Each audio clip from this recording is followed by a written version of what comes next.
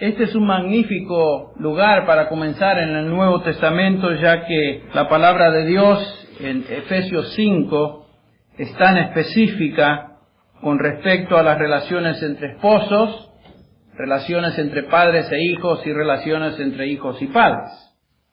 Así que permítame leer los versículos del 18 al 21, retomando y siguiendo con lo que comenzamos hace ya un par de semanas. Dice así el versículo 18, y no os embriaguéis con vino por lo cual o en lo cual hay disolución, sino sed llenos del Espíritu, hablando entre vosotros con salmos, himnos y cánticos espirituales, cantando y alabando con vuestro corazón al Señor, dando siempre gracias por todo, en el nombre de nuestro Señor Jesucristo, a Dios el Padre, sometiéndoos unos a otros en el temor de Cristo. La última vez dijimos que este pasaje constituye el fundamento del éxito de toda familia cristiana. Es la base de la felicidad de todo matrimonio cristiano. No se trata de inventar estrategias humanas, no es algo superficial, no es cuestión de seguir ciertas fórmulas especiales. El fundamento de toda relación familiar exitosa es ser lleno del Espíritu Santo. También dijimos la vez pasada que la llenura del Espíritu es vivir bajo el control del Espíritu, que equivale a vivir en obediencia a la palabra de Dios.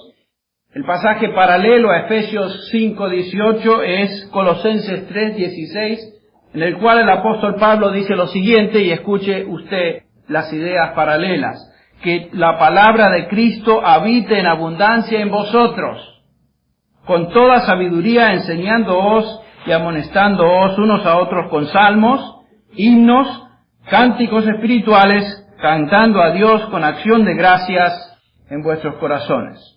Entonces, lo que el apóstol Pablo nos enseña, que lo importante en las relaciones interpersonales es ser lleno del Espíritu, que equivale a ser lleno de la palabra de Dios, estar bajo su control, y como resultado del control del Espíritu Santo en nuestra vida, en obediencia a la palabra de Dios, experimentamos gozo que fluye y se manifiesta en alabanza, cánticos, como lo expresa el apóstol.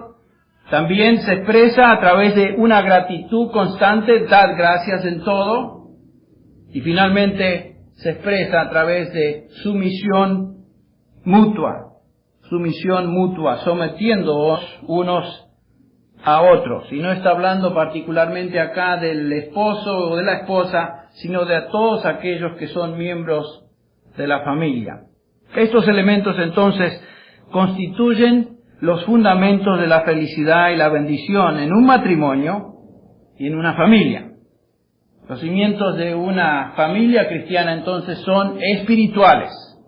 Tienen su raíz en el Espíritu de Dios, sea que estemos hablando de relaciones entre esposos o de relaciones entre padres e hijos. El fundamento siempre es espiritual. Y si hay algo que usted va a salir pensando, espero que sea algo que usted lleve a su casa hoy, es que el fundamento de toda familia cristiana y de toda buena relación dentro del matrimonio, la familia, es espiritual. Hace unos años se publicó un libro en inglés. Por cierto, el autor era cristiano, es cristiano, y es de mucha popularidad entre cristianos en este país. Y el libro se titula Los pilares que sostienen a un matrimonio feliz. Si usted va a la librería cristiana y usted está pasando por alguna dificultad dentro de su matrimonio y usted ve ese libro, inmediatamente se siente atraído al título. Lo vuelvo a repetir, los pilares que sostienen a un matrimonio feliz. Y en este libro, o librito, el autor sugiere 5. Prestemos atención. 5 pilares para el éxito matrimonial, según el autor, son seguridad. Número 2, comunicación. Número 3, romance. Número 4, caricias. Número 5, intimidad espiritual. Bueno, no hay nada malo con esto, pero tal vez el título que le llama a él pilares de un hogar cristiano tal vez es un poquito arbitrario y exagerado, tal vez superficial. Pero por ejemplo él dice cosas como estas: si una mujer verdaderamente desea una comunicación significativa con su marido, ella tendrá que cultivar el hemisferio derecho de su cerebro. Interesante. Bueno, aquellos que no han tenido la oportunidad de leer sobre el cerebro y cómo éste funciona, yo tuve, gracias a Dios, la oportunidad de leer un poco al respecto, y como ustedes saben, el cerebro está dividido en dos hemisferios, dos partes, uno derecho y una izquierda.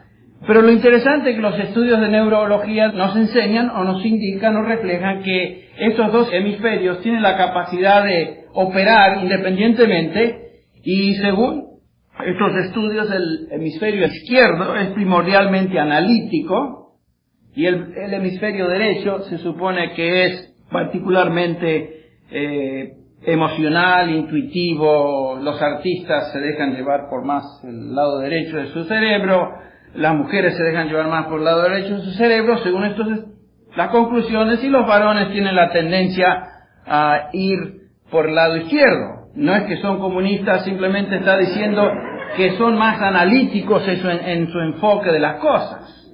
Bueno, si bien el autor tiene la intención de ayudar a las parejas y a sus lectores en sus relaciones familiares, sus sugerencias son un poquito superficiales.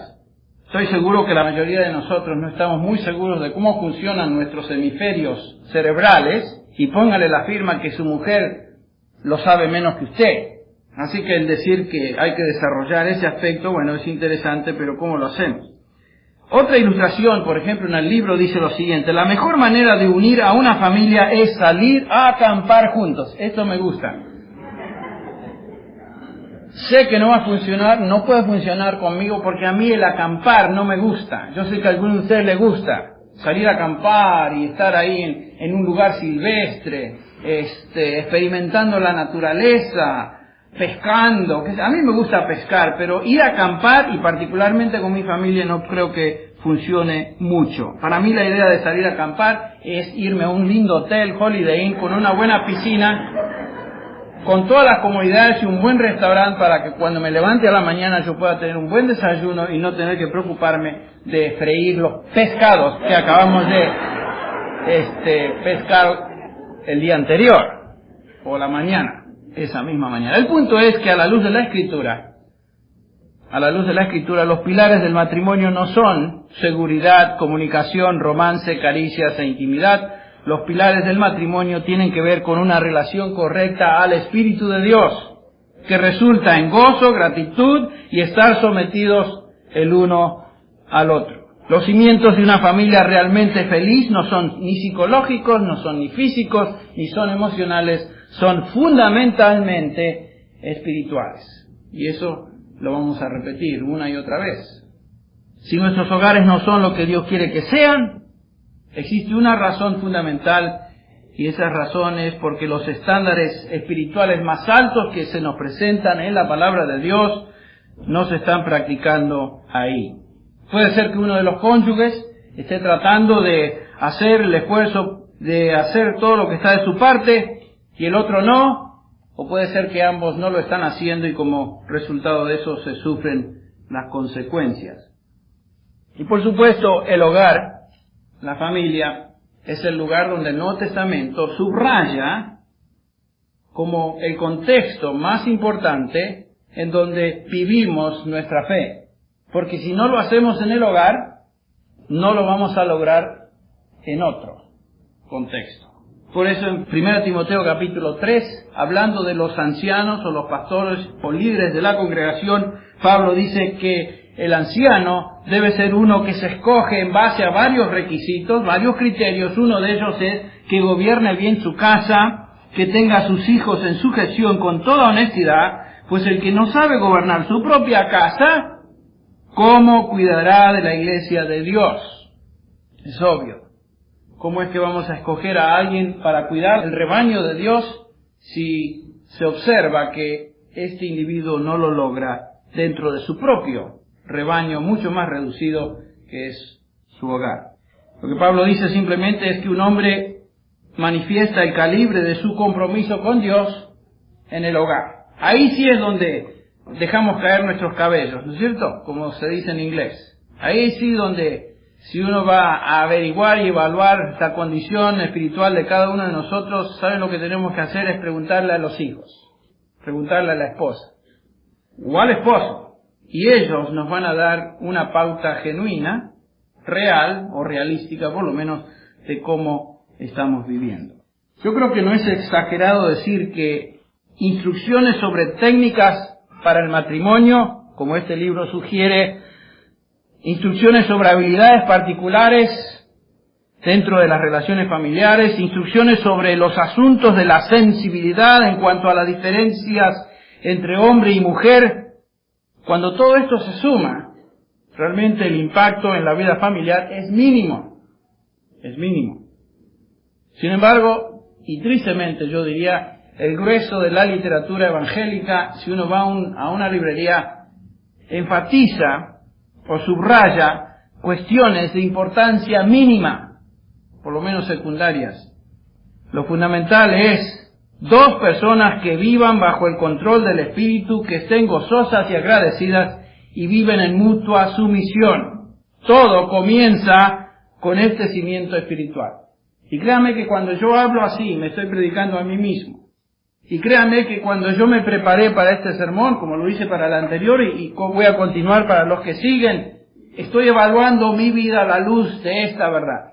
Y uno puede engañar a muchos, pero no puede engañar a su familia y menos puede engañar a Dios. Así que lo hago con un sentido de temor y temblor y también con un deseo profundo de ser obediente a estos principios en mi propia vida. Conflicto en el matrimonio. ¿Hay conflicto en el matrimonio? Qué pregunta, ¿no? Y todos nos reímos porque la respuesta es obvia. Y si miramos a nuestra sociedad, podemos notar que el conflicto en el matrimonio es una guerra, es un caos. Esta semana pasada todos tuvimos la oportunidad de leer en las noticias o ver en las noticias la terminación de la vida de este Hartman, de este famoso actor, que yo personalmente me causaba gracia. Terminó con, no sé si 5 balazos en la cabeza que su esposa cariñosamente le compartió, y ella, para terminar, se suicida. Una ilustración obvia del hecho de que en nuestra sociedad hay conflicto en el matrimonio. La razón de esta tragedia, se nos dice, fueron problemas intermaritales, sin duda. Cuando observamos a la sociedad notamos, y en nuestra experiencia propia notamos que hay una lucha entre hombres y mujeres, varones y damas, esposos y esposas. Y podemos notar que por un lado las mujeres ven al hombre como un ser opresivo, insensible y chauvinista, muy macho. Y por otro lado el hombre ve a la mujer como una persona muy difícil de manejar, que constantemente busca su propia voluntad y que no quiere someterse a su esposa. ¿A qué se debe esto? Bueno, sin duda, como creyentes sabemos que se debe al pecado, pero yo creo que si vamos a Génesis 3, y quiero compartir con ustedes esta porción, si vamos a Génesis 3, notamos que la razón de esto es un poco más elaborada. Sin duda es el pecado en su raíz, pero quiero que veamos lo que Génesis 3 nos enseña. Y voy a dar lectura al versículo 13 y 14 y posteriormente al 16. Génesis 3. Ahí comienza todo, Génesis 3, versículo 13 dice así: Entonces el Señor Dios dijo a la mujer, y dice, ¿qué es esto que has hecho? Dice el Señor a Eva. Y la mujer respondió, la serpiente me engañó y yo comí. Pasó la pelotita inmediatamente. El versículo 14 dice, y el Señor dijo a la serpiente, por cuanto has hecho esto, maldita serás más que todos los animales y más que todas las bestias del campo, sobre tu vientre andarás y polvo comerás todos los días de tu vida. Esta es una referencia obviamente a la maldición a Satanás, particularmente a la serpiente. Pero ahora veamos lo que dice el versículo 16, donde Dios dice algo muy interesante a la mujer, y a la mujer le dice, ahora, esta es parte de la maldición, en gran manera multiplicaré tu dolor en el parto, con dolor darás a luz a los hijos, y con todo, tu deseo será para tu marido, y él tendrá dominio sobre ti. El precio que Eva y a partir de Eva toda mujer iba a pagar como consecuencia del pecado o de la caída, es esta maldición que alteró definitivamente, dramáticamente, el diseño original de Dios para el matrimonio. Antes de la caída había una unión perfecta, había armonía, ¿no es cierto? Entre Adán y su mujer se llevaban perfectamente bien. Había paz y estaban totalmente contentos, satisfechos con el papel que cada uno debía desempeñar que Dios le había otorgado. Pero el pecado entra, y junto con el pecado entra el conflicto, y como consecuencia de este pecado la maldición de Dios. ¿Qué sucede como consecuencia del pecado? Tres cosas particulares. Hubo una separación entre el hombre y Dios. Como ustedes recordarán, el hombre fue echado del huerto y la comunión íntima que él gozaba con su Creador antes fue rota. Entonces, lo primero que vemos, separación entre Dios y el hombre. En segundo lugar, hubo una separación entre el hombre y la naturaleza. Pocas veces pensamos en eso. Pero la tierra ya no produciría cosechas abundantes sin que el hombre la labrara con el sudor de su frente. Más nos dice acá el pasaje en el versículo 17, Dios le dice a Abraham, por cuanto has escuchado la voz de tu mujer y has comido del árbol del cual te ordené, diciendo, no comerás de él, maldita será la tierra por tu causa. Con trabajo comerás de ella todos los días de tu vida. Y el versículo 18 nos dice que ya no iba a producir cosechas abundantes, beneficiosas, preciosas para el hombre, sino que espinos y abrojos te producirá y comerás de las plantas del campo. Con el sudor de tu rostro comerás, el versículo 19, pan hasta que vuelvas a la tierra, porque de ella fuiste tomado, pues polvo eres y al polvo volverás. Entonces hubo una separación drástica entre el hombre y la naturaleza. Pero hay una tercera separación que quiero hacer mención, y es la más importante en nuestro estudio, es la separación que hubo entre el hombre y su mujer.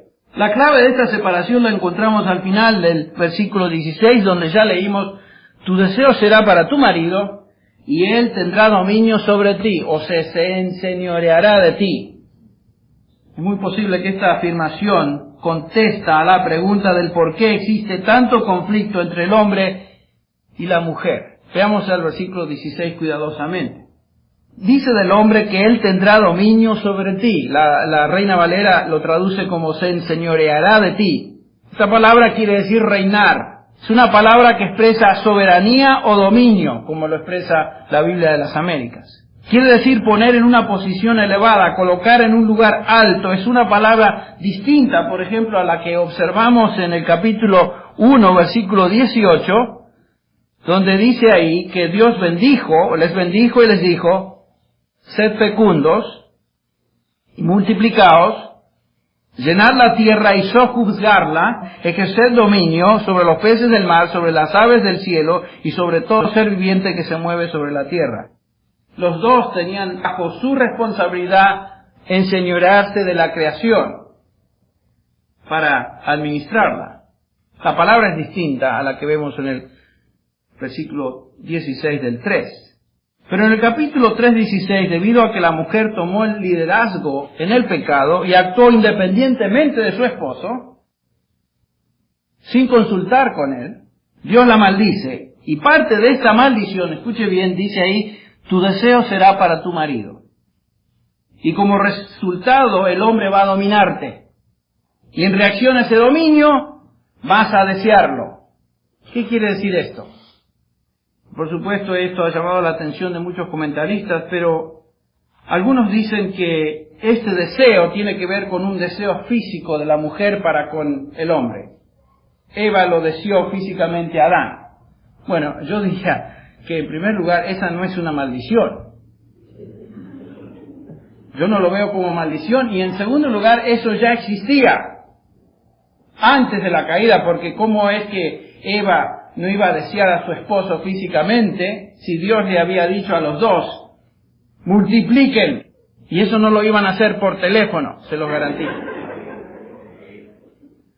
El deseo físico ya existía antes de la caída, y Dios creó al hombre y a la mujer con la capacidad de desearse sexualmente. Otra cosa es que no todas las mujeres desean a sus maridos físicamente. Y la maldición, según la entiendo, iba a afectar a toda mujer universalmente. Por ejemplo, el dolor de parto es algo que una mujer no escoge, le viene. Cuando uno va a dar a luz, yo no lo di, pero cuando mi esposa dio a luz y estuve ahí con ella las 2 veces que tuvimos chicos, Mónica y Stevie, créanme que yo la veía a ella y lloraba de verla sufrir, no que lloraba porque me nacía un niño. Lloraba de verla con tal angustia y dolor. No lo podía creer. Y cuando pide que por favor le inyecten esa cosa que le meten acá, esa epidural, esa inyección con una agujota así que casi me desmayo cuando vi al cirujano venir, era una aguja de este tamaño. Y ella pedía eso. Y cuando veo que viene este tipo y le mete la aguja acá atrás, yo me quería morir. Miren, debe doler mucho el dar parto cuando pide la señora, por favor, inyécteme esa cosota acá atrás. Increíble. Entonces vemos que no todo, si eso sí es universal, el dolor de parto, pero parte de la maldición era que iba a desear a su marido, y obviamente no tiene que ver con un deseo físico, porque algunas mujeres no lo desean al esposo físicamente. Algunos dicen que esto se refiere a que la mujer desearía al hombre como su protector y cobertura. Bueno, otra vez yo creo que eso ya existía antes de la caída, ¿no es cierto? Desde el principio la mujer fue creada como complemento del esposo, ayuda idónea. Ella iba a complementar a su esposo en todo. Y su esposo, por supuesto, era su protector. Era el que iba a cuidar, el que iba a proveer liderazgo. La mujer desde el comienzo fue hecha por Dios como vaso más frágil, lo que nos dice Pedro. O sea, eso ya existía. Y otra cosa es que no todas las mujeres desean la protección y el cuidado de sus esposos. O sea, no es universal ese deseo. Entonces, en primer lugar, la mujer fue maldecida al dar a luz. En el momento de dar a luz de la vida física, la cúspide de su experiencia como mujer, traer una vida nueva al mundo, y en ese momento ella es maldecida. Pero además, el texto nos dice que es maldecida con este deseo por su marido. ¿Qué es este deseo? Y es lo que queremos ver. La única vez que encontramos una expresión y una palabra similar, o igual, mejor dicho, es en Génesis 4:7. Vayan conmigo a Génesis 4:7. Génesis 4:7.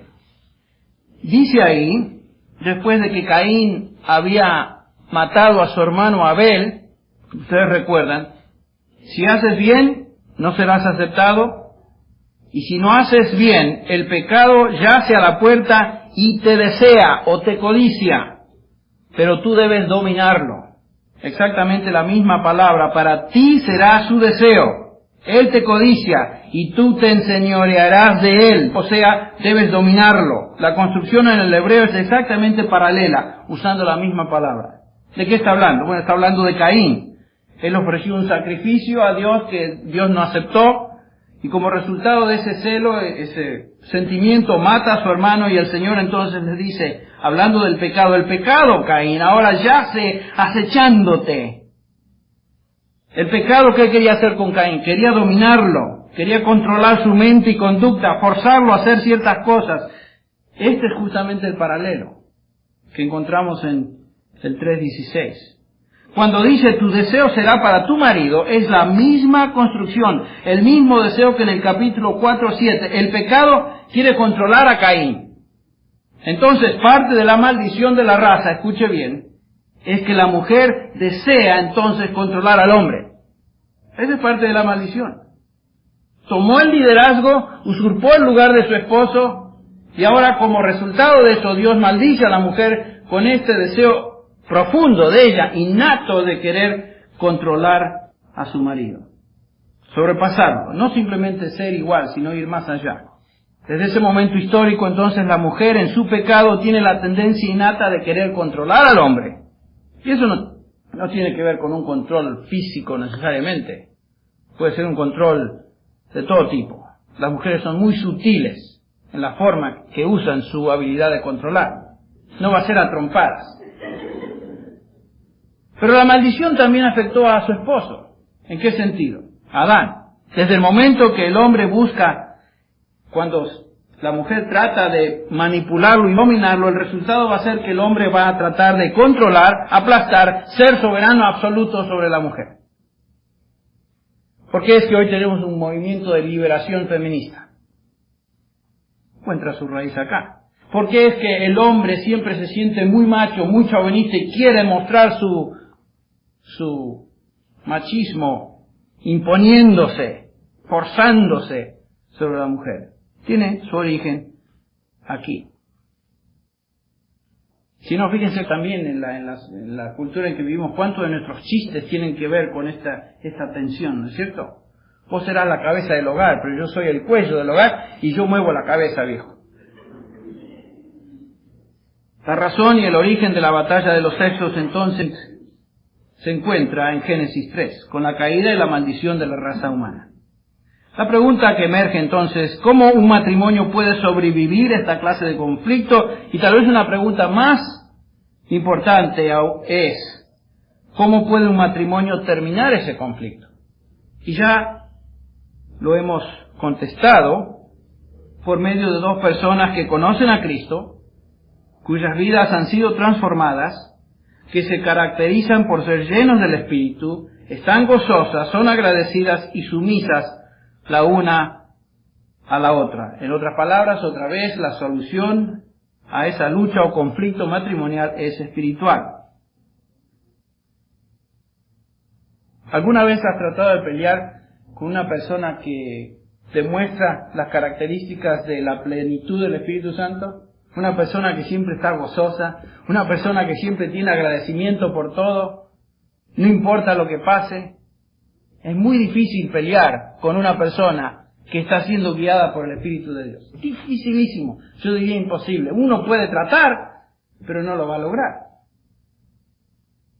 Entonces, nosotros hacemos las cosas muy complicadas cuando tratamos de buscar técnicas, fórmulas, cosas muy raras, cuando Dios nos dice en este pasaje fundamental que el conflicto desaparece donde el Espíritu Santo domina.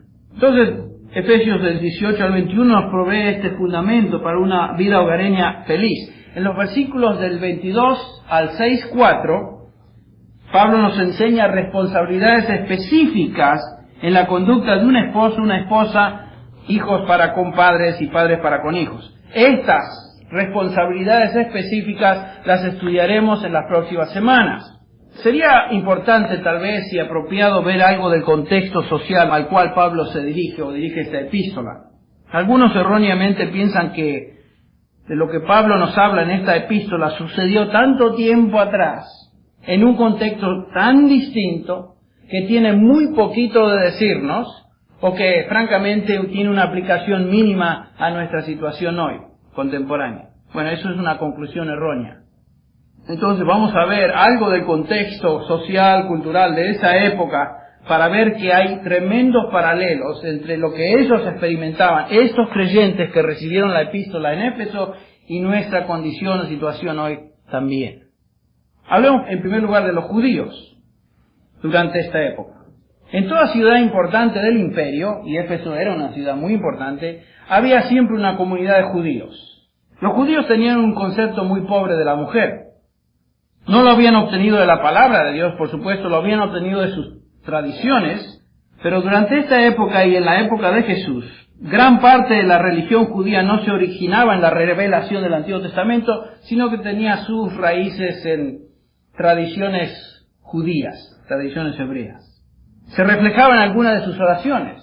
Los judíos tenían varias oraciones, eran muy religiosos, como sabemos, pero en esta religión inventada, si podemos leer entre las varias oraciones judías de esta época, encontramos una línea en una de estas oraciones que decía un judío expresando su gratitud a Dios de esta manera: Dios, te doy gracias porque no me has hecho gentil, no me has hecho un esclavo o no me has hecho mujer. Obviamente eso refleja la actitud que los hombres tenían para con las mujeres. La mujer se encontraba en un lugar más bajo que el hombre. Una mujer era un objeto para un judío, no era realmente una persona, y tenía muy pocos derechos legales. Ella estaba bajo el poder absoluto de lo que el esposo quisiera hacer con ella. Entonces vemos que en el Nuevo Testamento Cristo se refiere a esto, y particularmente se refiere a un versículo que ellos habían mal interpretado en Deuteronomio 24:1, que hablaba justamente sobre el divorcio. El divorcio se había convertido en esa época en algo muy fácil de lograr, muy común. Deuteronomio 24:1 dice: cuando alguno toma a una mujer y se casa con ella, si sucede que no le es agradable porque ha encontrado algo indecente o reprochable en ella, y le escribe certificado de divorcio, y lo pone en su mano, y la despide de su casa, etcétera, etcétera. Este pasaje no está hablando de un mandamiento, está simplemente describiendo algo que sucedía, pero los judíos de esa época lo habían tomado como un mandamiento divino. Y se agarraban particularmente de la primera frase: si encuentras algo indecente en tu mujer, escríbele carta de divorcio y despídela. Bueno, ¿qué es ese algo indecente? Había dos escuelas de rabinos que hablaban o interpretaban eso. Una escuela era los rabinos muy estrictos, que llamaban Shimai o Shimei, y decían que esa cosa indecente que se podía encontrar en una mujer se limitaba al adulterio. Muy estricta la interpretación. Pero había otra escuela de Hillel, que eran los rabinos liberales. Siempre hay los dos, ¿no es cierto? Republicanos, demócratas, esto, lo otro. En el contexto religioso también había aquellos derechistas e izquierdistas. Bueno, los izquierdistas, los de Hillel, decían que se refería a cualquier cosa que uno encontrara malo con su mujer, indecente. Y era una afirmación tan vaga, decían ellos, que Dios permitía al esposo decidir lo que él consideraba indecente en la vida de su esposa. Muy abierta la interpretación. Entonces Hillel, por ejemplo, decía que un hombre podía divorciarse de su mujer si ésta le arruinaba la cena. Claro, es algo muy indecente, muy reprochable para mí que me arruinen la cena, decía el judío. Entonces, ¿sabes qué, querida? Te mando la cartita mañana y mucha sal, o si la cena se caía al suelo, podía este hombre divorciarse. Otra, entre varias, es que si la mujer salía con la cabeza descubierta a la calle, ya era algo que él podía usar como algo indecente y divorciarse. Otra es que si la esposa hablaba mal de su suegra, imagínense, no toques a mi mamá. Otra esta es interesante porque aquí sí nos afecta a todos. Si la mujer se atrevía a discutir con uno tenía la razón y la oportunidad de divorciarla. Imagínense las veces que lo hubiéramos hecho cada uno de nosotros, si fuéramos partidarios del grupo de Hillel. Un rabí, mire esto, seguidor de Hillel, fue aún mucho más lejos. Él decía que un hombre puede divorciarse de su mujer si lo indecente que había encontrado era que veía a otra que era mejor que su esposa. Entonces era reemplazar a su esposa por el modelo del año. Adivinen ustedes cuáles de estas dos escuelas era más popular entre los hombres. Los de Hillel tenían un gran arrastre y un montón de seguidores. Los de Shimei tenían muy pocos. Todo lo que el hombre necesitaba era encontrar alguna excusa, algo indecente en la mujer y podía ir al rabino, tal vez pagarle una cifra X de dinero y decirle, firmemos aquí, 2 testigos, chao. Muerto el gato, se acaba la rabia. Listo, calisto. Ahí queda todo arreglado. Y a eso se refiere Cristo, justamente, a esa práctica constante en el Mateo 5:31, donde Cristo dice que eso es lo que ellos hacían. Repudiaban a su mujer y le daban carta de divorcio.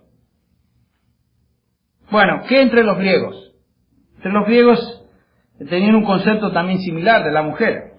No tenían que preocuparse por algún concepto en el Antiguo Testamento, nada técnico, solamente que ellos tenían un menosprecio absoluto del matrimonio y la fidelidad. Demóstenes, ¿se acuerdan quién era Demóstenes? El gran orador, aquel que se puso piedra, ¿se acuerdan? En la boca para aprender a hablar. No sé cómo lo hizo, pero eso es lo que nos dice la tradición, la historia. Decía este renombrado orador, tenemos cortesanas para placer, tenemos concubinas para la cohabitación diaria y tenemos esposas para tener hijos legítimamente y tener a alguien que cuide de la casa. Esa era la actitud de los griegos. Pero ¿saben qué? No tenemos que ir hasta Grecia, ni en esa época, para notar que esa actitud en nuestras culturas continúa. Cuando yo era pastor en Querétaro, recuerdo que estaba reunido diariamente y a veces, semanalmente, pero a veces cada día, con un grupo de 13 varones.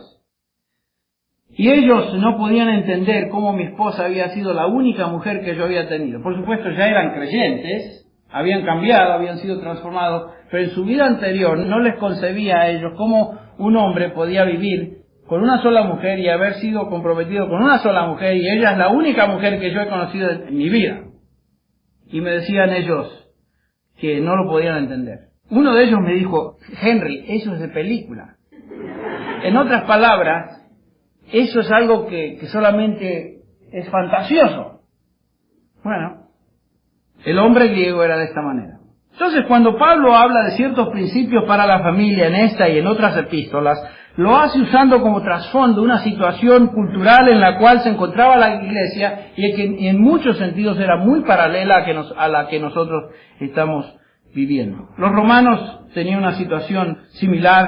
Había un gran movimiento feminista en el imperio. William Barclay, un autor comentarista reconocido, nos dice que las mujeres romanas se casaban para divorciarse y se divorciaban para casarse. Imagínense. Los romanos normalmente no llevaban cuenta de sus años por el número, sino por 2 cosas. Los hombres llevaban cuenta de sus años por el nombre de los cónsules que gobernaban y las mujeres por el número de los esposos que habían tenido. En otro libro, Vida Diaria en Roma Antigua, decía que había un feminismo tan desenfrenado en el imperio que las mujeres evitaban tener hijos para no perder la belleza física. Lo mismo sucede hoy. Muchas se sentían orgullosas de no quedarse atrás de sus esposos y competían con ellos en pruebas de fuerza física. Otro escritor romano crítico de las mujeres decía, se unían a la cacería junto con hombres con lanza en mano y el busto descubierto, participando en caza de cerdos. ¿Qué clase de modestia, concluye este Juvenal, este autor, de modestia se puede esperar de una mujer que trae puesto un casco y se deleita en proezas de fuerza? Esa era la condición de los romanos. ¿Les suena familiar? Derechos iguales, matrimonios infelices, divorcio epidémico, perversión, etc. Este es el contexto social y cultural en el cual se escribió el Nuevo Testamento, y Pablo en Efesios habla o llama a hombres y mujeres como nosotros a una clase de vida que es opuesto o el opuesto absoluto de aquello que se observa en la vida social. Dios tiene un plan distinto. Dios tiene un plan diferente para el matrimonio y la familia. Es un plan que combina autoridad y sumisión. Para concluir, quiero que veamos rápidamente una ilustración en Cantar de los Cantares. La relación entre 2 esposos. Yo cuando era jovencito me llamaba mucho la atención este librito, ¿verdad? Y a todo joven que se va a casar le llama mucho la atención, ¿verdad? Algunos comentaristas dicen que esta es una alegoría entre el amor de Cristo para con su iglesia. Realmente no lo es. no es una alegoría, es una descripción real de el amor que existe entre un esposo y una mujer, y una ilustración del amor correcto que debe existir entre ambos. Capítulo 2 de Cantar de los Cantares, el versículo 3 dice, claro, es muy florido, ¿no es cierto?, la forma en que nos habla. Como el manzano entre los árboles del bosque, así es mi amado entre los jóvenes. A su sombra placentera me he sentado y su fruto es dulce a mi paladar. Interesante, ¿no? En este versículo podemos notar que el amor del hombre hacia su mujer es muy especial. Dice ella, en primer lugar, bajo su sombra me he sentado. Voluntariamente se somete a ese varón, a su autoridad. Y dice acá que es como el manzano entre los árboles del bosque. Si usted va al bosque va a encontrar todo tipo de árboles, uno de ellos es el pino. Pero no habla que mi esposo es un pino, dice que es un manzano. ¿Por qué es que lo describirá como manzano? La diferencia entre un pino y un manzano es el fruto. Ese esposo demuestra su amor proveyendo lo que ella necesita. Y ella está satisfecha con su esposo. Es dulce a mi paladar. La provisión del esposo sustenta y deleita el corazón de su esposo. Dice el versículo 4 que él me ha traído a la sala del banquete y su estandarte sobre mí es amor. Tenemos hasta una canción sobre eso, ¿verdad? Susténtame con tortas de pasa, reanímame con manzanas porque estoy enferma de amor. Esta mujer estaba enferma de amor, imagínense. El amor del esposo por su mujer no es opresivo ni demandante, sino es sustentador, y a eso se refiere ella. En tercer lugar, vemos que el amor del esposo también se traduce en expresiones de cariño físico por su esposa, y ésta añora eso y lo recibe. En el versículo 6 dice, esté su izquierda bajo mi cabeza y su derecha me abrace. A veces es difícil para los varones expresar caricias o expresiones físicas de cariño. El versículo 16 resume la armonía que existe en esta relación de la siguiente manera. Mi amado es mío y yo soy suya. Él apacienta su rebaño entre los lirios. Esto es lo sobresaliente en la relación. Es una relación mutua. Ella ama y respeta a su esposo, sometiéndose bajo su sombra, bajo su autoridad. Él, por su parte, cuida y provee lo necesario para con ella. La protege y la guarda. ¿Existe conflicto en esta relación? Bueno, si vamos al capítulo 5, notamos que tal vez sucedió algo ahí. Tal vez hubo una discusión matrimonial y se nos presenta esta escena. Fíjense el versículo 2. Dice, yo dormía, pero mi corazón velaba. Una voz, mi amado toca la puerta. Ábreme, hermana mía, amada mía, paloma mía, mire, perfecta mía, pues mi cabeza está empapada de rocío, mis cabellos empapados de la humedad de la noche. Déjame entrar, querida. Me he quitado la ropa. ¿Cómo he de vestirme? He lavado mis pies. ¿Cómo los volveré a ensuciar? ¿Qué pasó aquí? Hubo una discusión. Y la esposa lo mandó a freír papas. lo sacó. O él se retiró. ¿Quién sabe? El punto es que hubo algo que causó que el hombre saliera y regresa. Entonces vemos que el conflicto está ahí, pero el conflicto no dura mucho. El versículo 5... leemos lo siguiente. Yo me levantaré para abrir a mi amado y mis manos destilan mirra y mirra, etcétera, etcétera. El versículo 6, abrí yo a mi amado, pero mi amado ya se había, ¿qué? Ido. Busca a su esposo, le ama. Claro que hubo un conflicto, claro que hubo una discusión, pero el problema no permanece y el conflicto se resuelve cuando uno se entristece por haber causado o haber sido parte del problema y busca resolverlo lo más pronto posible. Esa es la clave. Ella sabe dónde encontrar a su esposo. En el capítulo 6 nos dice que el esposo está en el huerto, apacentando en los huertos y recogiendo lirios. Finalmente en el capítulo 7 los encontramos juntos otra vez, amándose, demostrándose cariño mutuo. Es simplemente una ilustración en todo Cantar de los Cantares de cómo la autoridad y la sumisión operan juntas, escuche bien, en una relación matrimonial correcta. Esta relación no es una carga para ninguno, no es difícil de sobrellevar, sino es una experiencia feliz y armoniosa. La mejor ilustración la encontramos en 1 Corintios 11, versículo 3, nos dice Pablo lo siguiente, y vamos a estar hablando de Corintios en unos instantes. Quiero que sepáis que la cabeza de todo hombre es ¿quién? Cristo. y la cabeza de la mujer es el hombre, y la cabeza de Cristo es Dios. No hay desigualdad entre Dios Padre y su Hijo Jesucristo. No hay desigualdad. Son iguales en esencia, pero uno está en autoridad y el otro está en sumisión. Cristo dijo acerca de su Padre, el Padre y yo somos ¿qué? Uno. Y sin embargo, hablando de su Padre, en el capítulo 5, versículo 30 dice, yo no puedo hacer nada por iniciativa propia. Como oigo, juzgo y mi juicio es justo porque no busco mi voluntad, sino la voluntad de ¿quién? Del que me envió. Son uno, son iguales y sin embargo hay sumisión. ¿Cómo es posible que un hombre ame así y cómo es posible que una mujer se someta voluntariamente de esta manera? Todo comienza con un corazón transformado. Y se hace realidad continua en la medida que obedecemos la palabra de Dios y en la medida que andamos en el Espíritu. Vamos a orar. Padre, te agradecemos por estos principios de tu palabra que nos ayudan a entender, Señor, la relación que debe existir entre dos esposos. Señor, al escuchar estas cosas y al leerlas y al meditarlas, sabemos que no logramos muchas veces todo lo que tú deseas de nosotros. Queremos, Señor, que el Espíritu de Dios esté a cargo de nuestros matrimonios. Y sabemos que esto solo puede suceder por medio de tu poder. Solo en el Espíritu de Dios puede la maldición ser hecha a un lado y ser reemplazada, Señor, con armonía. Pedimos, Señor, que nos bendigas en nuestros hogares. Y ahora, Señor, antes de comenzar y participar, mejor dicho, de la cena del Señor, te pedimos que nos limpies de todo aquello que es un impedimento. Nos acercamos a tu mesa con temor y temblor. En el nombre de Jesús. Amén.